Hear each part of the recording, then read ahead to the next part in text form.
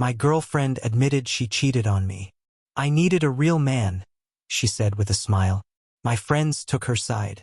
I just smiled, grabbed my keys and left. This morning, my phone exploded with 32 missed calls. She laughed in my face, my friends applauded, and I simply walked away.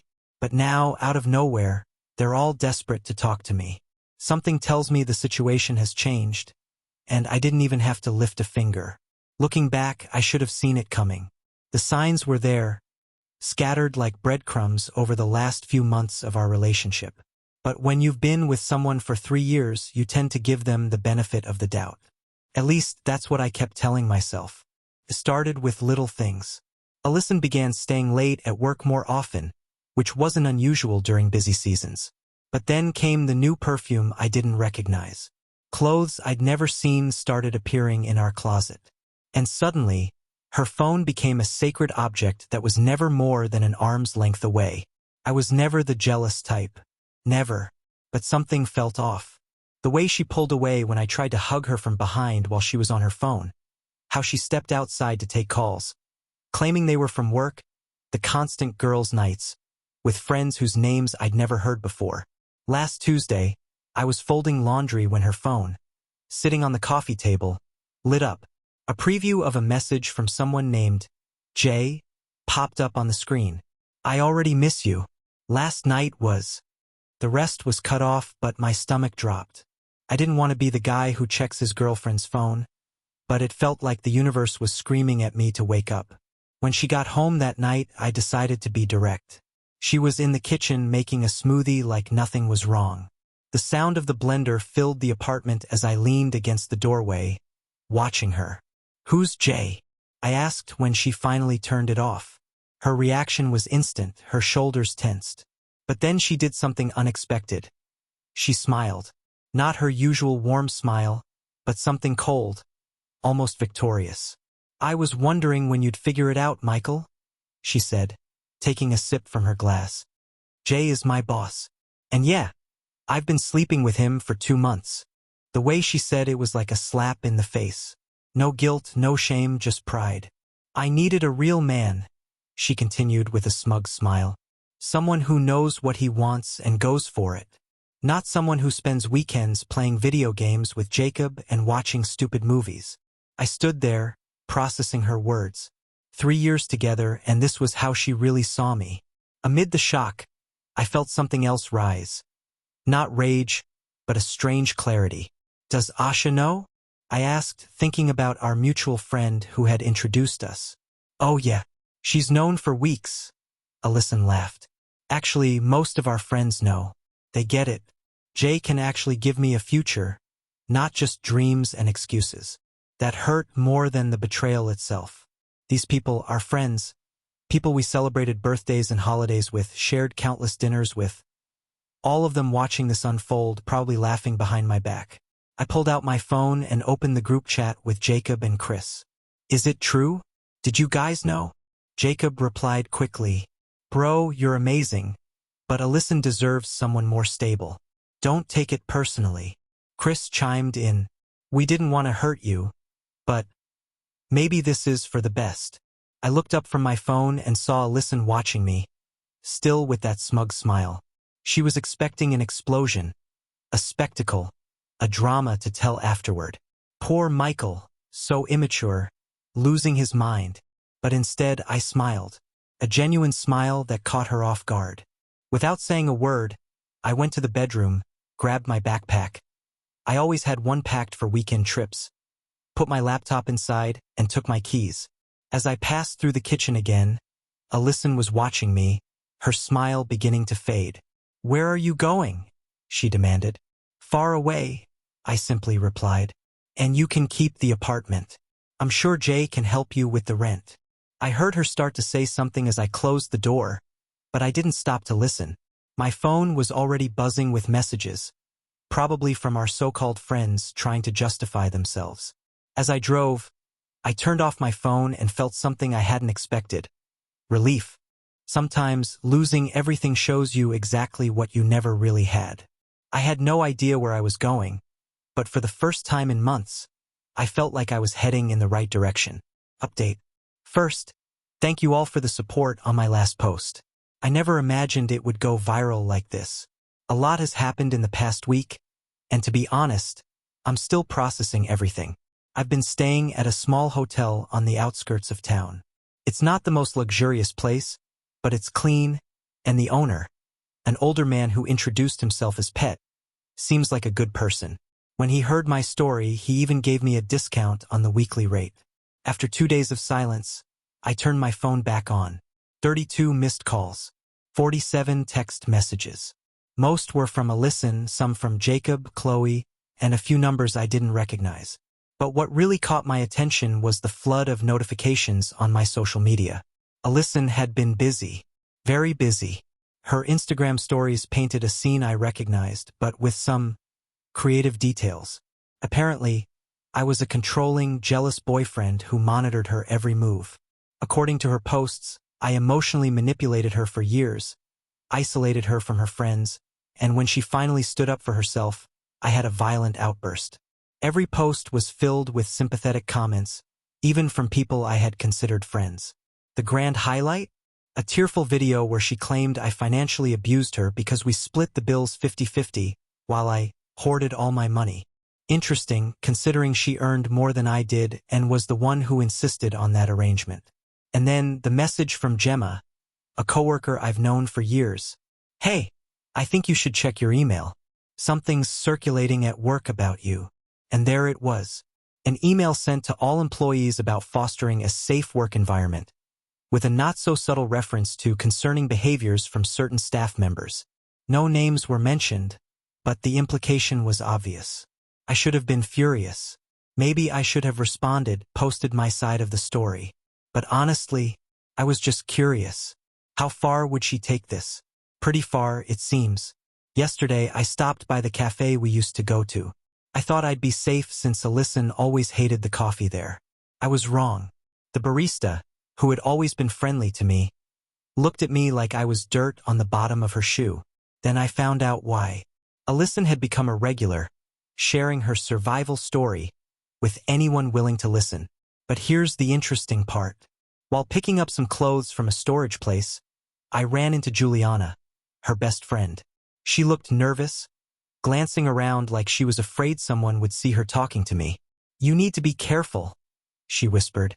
"Jane isn't just his boss, his wife has connections. Real connections. And Alyson is telling her that you're unstable, even dangerous." "Why are you telling me this?" Her eyes darted around quickly before she answered. "Because this isn't the first time. Before you, there was another guy at work. Alyson and Jay did the same thing to him.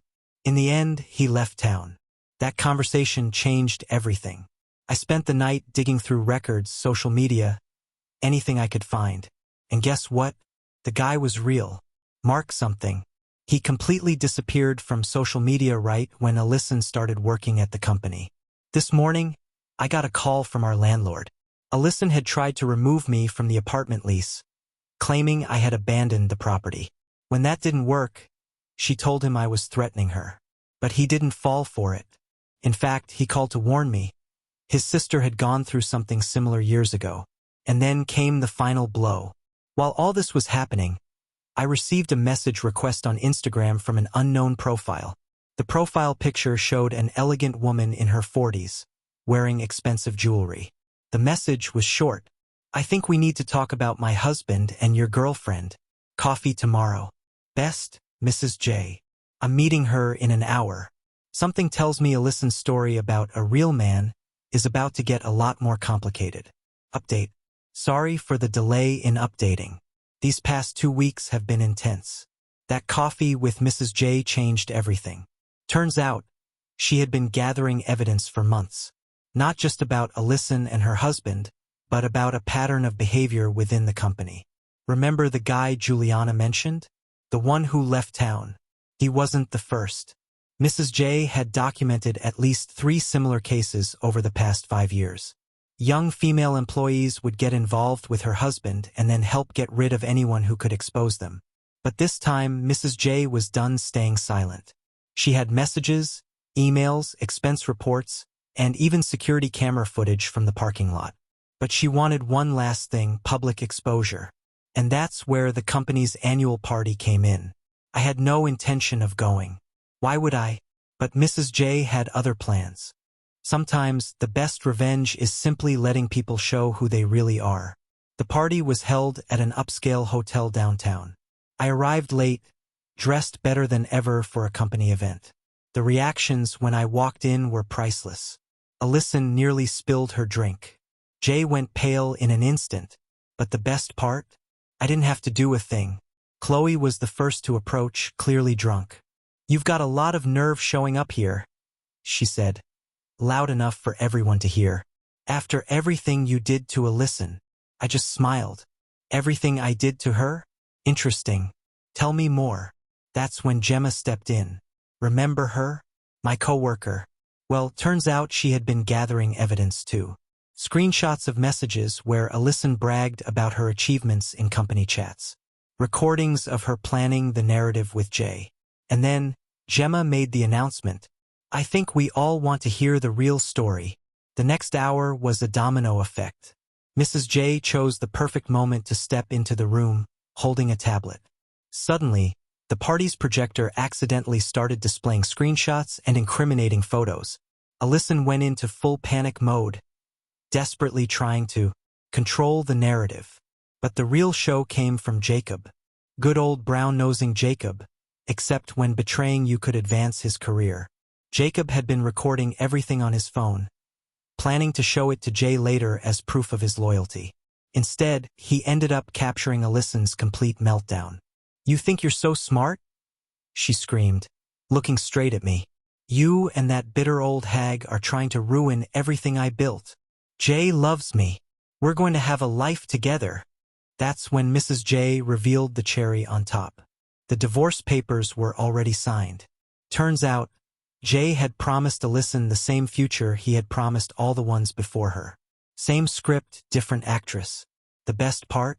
Throughout all of this, I barely said a word. I just watched years of manipulation and lies collapse in front of everyone. Then Juliana, who had been silent all night, finally spoke. "I helped," she said, looking around the now silent room. "I helped destroy that other guy's reputation, but I can't do it again." Midnight. The party was over.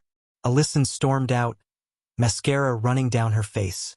Jay locked himself in his office with HR. And those friends who had believed Alyssa, they couldn't even look me in the eye. On my way out, Mrs. J grabbed my arm. "Thank you," she said, "for being the only one who didn't run." I drove back to my motel room feeling strangely at peace. Pet was still awake, watching TV at the front desk. He looked at me and smiled. "Good night." You could say that. This morning, my phone blew up again. But the tone was completely different. Apologies. Explanations. People saying they never really believed Alyssa's stories. I even got a message from Mark. Yeah, the guy who vanished from town. Apparently, he had been following everything through mutual connections. Sometimes, karma doesn't need our help. It just needs an audience. Update 3, the final chapter. And trust me, it's been one hell of a ride. If I were you, I'd grab a bucket of popcorn. First, the fallout from the company party was worse than anyone expected. Within 48 hours, both Jay and Alyssa were invited to resign. But that was just the beginning. Remember the documents Mrs. J had been collecting? Turns out there was a lot more. Every fraudulent expense report Jay filed to cover up his so-called business dinners with Alyssa. Every email where they plotted against other employees. Every manipulated performance review. Mrs. J handed everything over to the company's board. The legal team moved fast. Very fast. They didn't care much about the cheating, but the harassment pattern and financial misconduct? That was a different story. Now, Jay and Alyssa are facing civil lawsuits. But here's where it gets interesting. Remember Mark, the guy who left town? He came back, and he brought evidence. Before leaving, he had documented everything, including the smear campaign that Alyssa and Jay orchestrated against him. But he didn't know what to do with it. Until now. Mrs. J introduced him to her lawyer. 3 days later, he filed his own lawsuit. And then something beautiful happened. Former employees started coming forward. each with their own story, each with their own evidence. What started as a scandal turned into an avalanche. Alyson tried to get ahead of it. She uploaded a crying video, claiming she was the real victim, that Jay had manipulated her, and that she was now being harassed. But then, Juliana finally found her courage. She posted screenshots of private conversations, where Alyson bragged about her conquests. She planned to destroy reputations, and she mocked her victims. And then, last week, Alyson showed up at my motel. Pet, the owner of the place, called me at work. That girl you mentioned is causing a scene in the parking lot. I wasn't in a hurry to return. When I arrived, she was sitting on the hood of my car, mascara running down her face, holding a brown envelope. "I've got dirt on everyone," she said, trying to sound threatening, but her voice was trembling. "If you don't help me stop this, I'll release everything." I just laughed. "Go ahead. Burn the last bridges you have left. Let's see how that works for you." She threw the envelope at me. Inside, photos, screenshots, private messages. Her arsenal. Her insurance. I photographed each page as she watched. Then I handed it back to her. "Post whatever you want. But first, take a look at where your other lies have gotten you. What you need to know about people like Alyson is that they can't stand when their own weapons are turned against them." She tore up the envelope right there, screaming that we would all regret it. Someone recorded her tantrum. The video went viral in hours. And then the final blow. Yesterday, Mrs. J's divorce was finalized. And guess what? She got everything. The house, the cars, most of the assets. The golden parachute Jay would have received from the company went straight to pay for lawyers. Her reputation destroyed. Her future career. Well, let's just say Google is no longer her friend. And Alyson, from what I've heard, she moved back to her parents' house in another state. She disappeared from social media. And those friends who sided with her, now they're dealing with the consequences. In the end, betting on the wrong horse comes with a price. Jacob tried to apologize yesterday. He sent me a long text saying he should have been a better friend. I replied with a screenshot of his old messages supporting Alyson. He blocked me. Coward. Chloe is also in damage control mode. It seems that the screenshots Alyson saved might affect her career. I almost feel sorry for her. Almost. As for me, I signed the lease for my new apartment. I got a promotion at work. Funny how distancing yourself from toxic people improves everything. Oh, and yes, I'm seeing someone. No rush. On my terms. Because the best revenge isn't scheming or plotting. It's living well. And letting people destroy themselves. But I won't lie. Watching it all burn was quite satisfying. My last update. Reddit comment. Well, ladies and gentlemen, what did we learn today? That some people dig their own graves with such dedication, that all you have to do is sit back and watch. Alyson thought she was a great strategist, manipulating, playing dirty, but she forgot one basic rule. The more enemies you make, the greater the chances one of them decides to strike back. And Jay, a classic case of, I thought I was going to get away with it, but ended up with nothing. Karma didn't even have to chase them down. It just pulled up a chair and let them burn themselves. Now tell me in the comments, what was more satisfying? Alyson's public implosion? Or Jay realizing he wasn't as clever as he thought? If the story grabbed you from beginning to end, don't forget to hit like and subscribe to the channel. I bring amazing stories like this every day. Oh, and here on the screen are 2 more unmissable stories. Pick one and come with me. Until the next story full of unexpected twists.